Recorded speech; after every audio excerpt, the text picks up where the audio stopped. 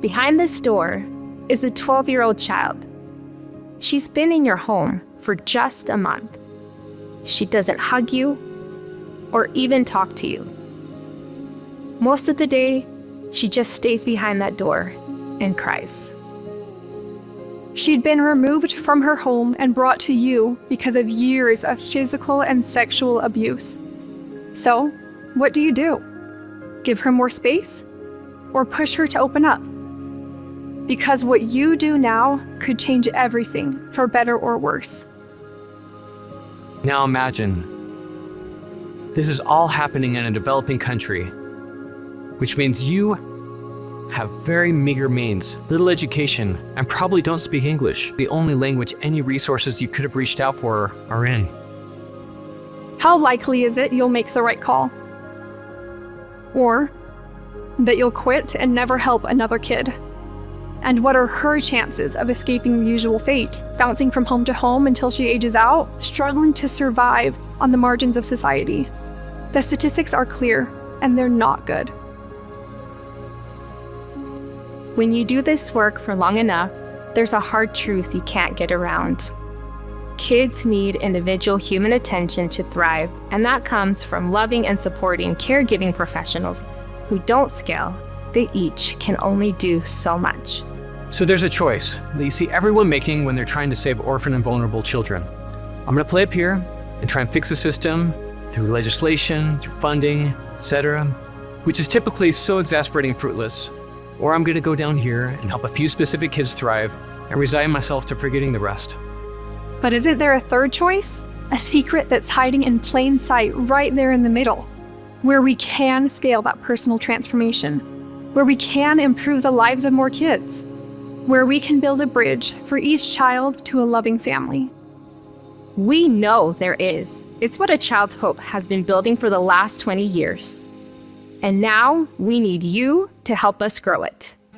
Think back to that overwhelmed caregiver, and I want you to hold one word in your mind: capacity. Now imagine what happens to her individual capacity if she, 1, has access to ongoing professional training to better handle the challenges that confront her, 2, has a clear set of goals and standards she's aiming toward, and 3, has a trusted, objective facilitator supporting her progress and connecting her to her peers and colleagues, all of which increase her capacity.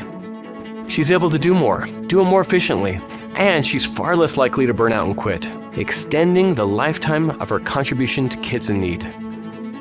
Now I want you to imagine how many people like her are out there at every level. Direct caregivers, but also managers, facilitators, social workers, NGO staffers, everyone in this space. Imagine if that same transformation also happened to all of them. What is the total effect of that aggregated change in capacity? In case you think this wouldn't work in the real world, consider the famous story about an emergency room checklist that demonstrates how this can save lives. A doctor pioneered the use of 1, a simple checklist for ER procedures, 2, implemented additional training to that list, and 3, facilitated collaboration around the checklist goals. And he was able to vastly increase the capacity of even these trained professionals. He was able to effectively cut ER complication and death rates in half.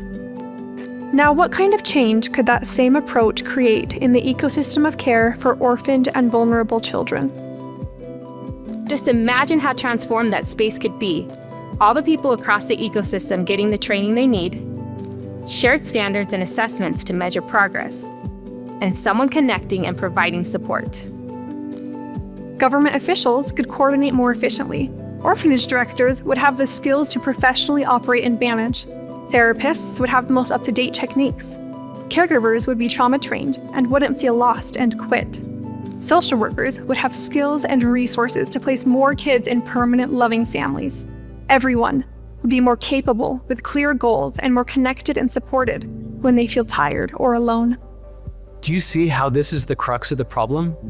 Capacity. If all these people had more capacity to effectively help, imagine what they could do. That's the third way. Simply professionalizing the space. Anyone who's ever run a business knows exactly what I'm talking about. And they've seen how much this stuff matters. It would transform orphanages until they're no longer necessary. And every child, everywhere, is in a loving family.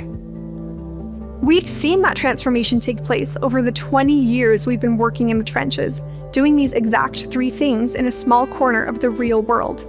And that's why we know how to do this, because we've already done it there. Now it's time to do it everywhere. If you care about this issue like we do, if you want to save more of these kids faster and see them thrive, I promise you it's not just tweaking policy. It's not picking a lucky few to save. It is the very unglamorous but deeply effective task of building skills at scale. And that allows us to humanize the space because people will have the tools that bring hope.